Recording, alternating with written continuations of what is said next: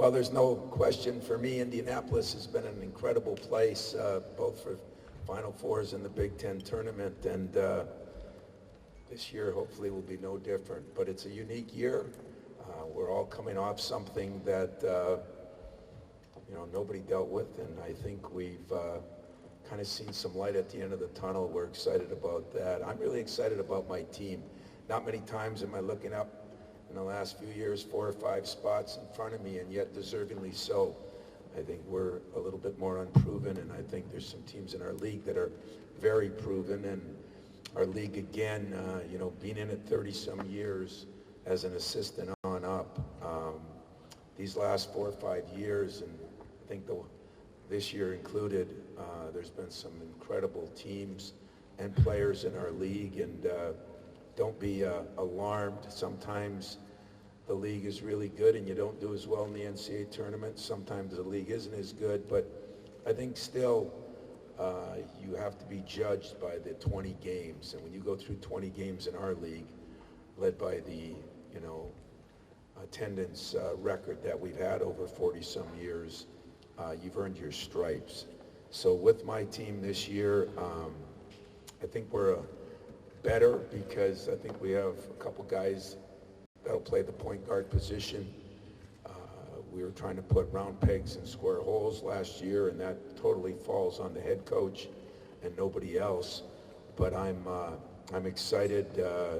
AJ Hogart has really improved and lost some weight, and I think it's going to be a definite positive for us. And Tyson Walker, a transfer from Northeastern, who was Defensive Player of the Year and still found a way to score 17, 18 points a game, is going to be a great help there.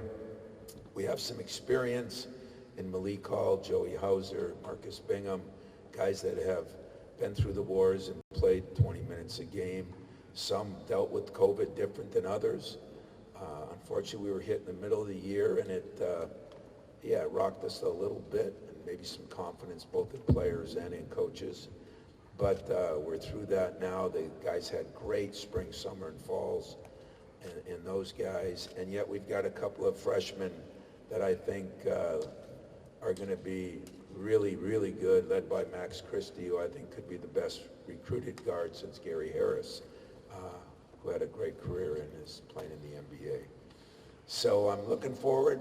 We open the schedule the same as we always do. We play Kansas, third-ranked team in the country, in New York, and then it just gets tougher. And then, of course, once we get to the Big Ten, I think schedules in the Big Ten are second to none.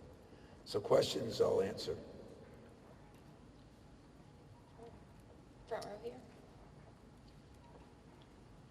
Tom, after we went through a year with no fans in the stands last year, certainly a strange environment, how excited are you just to have that sort of Big Ten basketball atmosphere back this year around the league? Well, since I've been in the league 37 years, it was strange.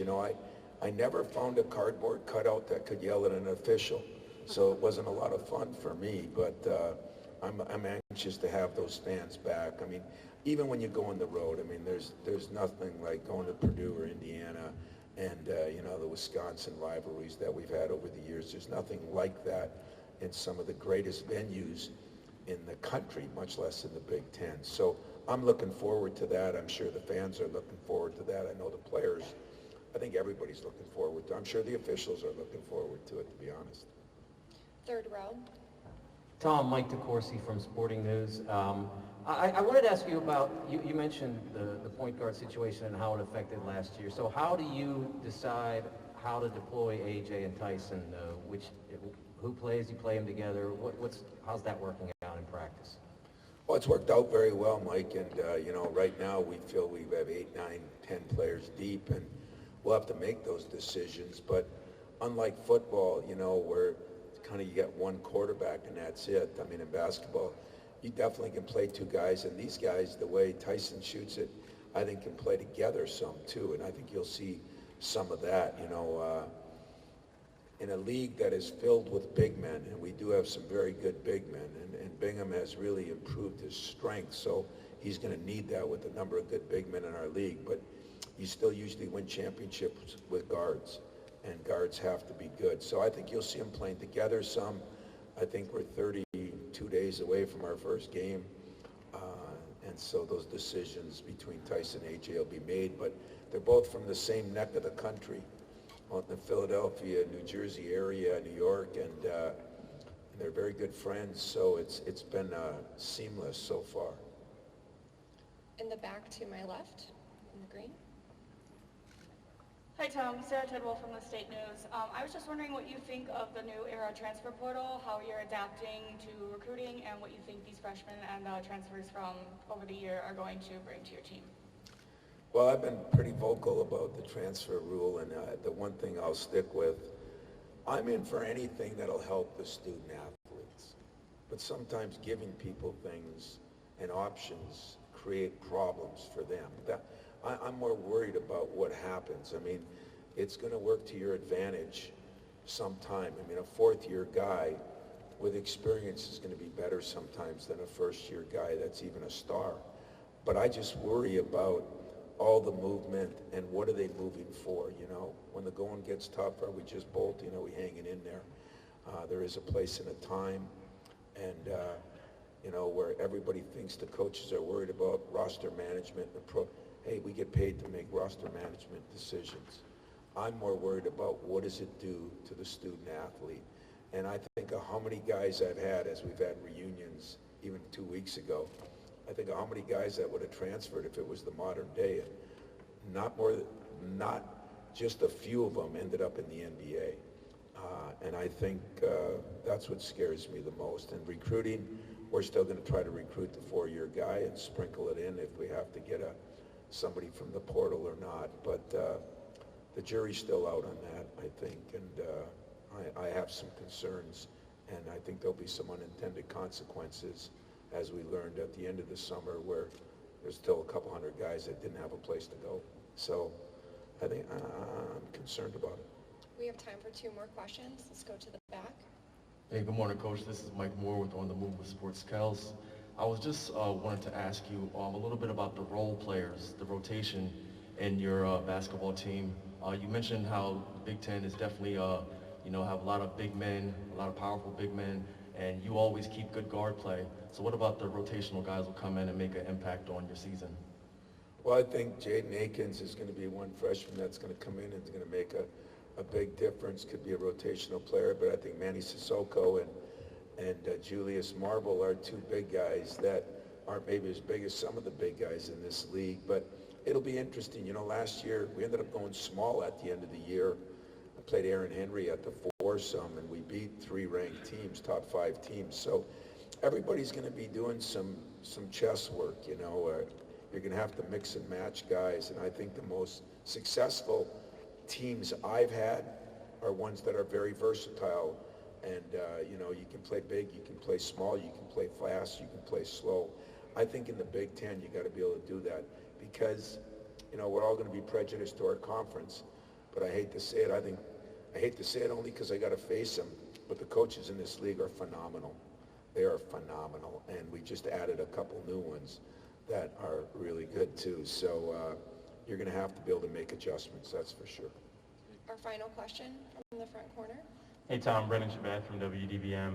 Obviously you've got some talented freshmen coming in and all of them kind of do their own thing and have their own skill set, but who are you expecting to be the main benefactor on the court for you guys, and who are you expecting to get the most out of this season? Well, I think some of the main benefactors could be Bingham, could be Hauser and Malik Hall, and maybe Max Christie, because I think we're going to be a better passing team. I think we're going to be a better running team.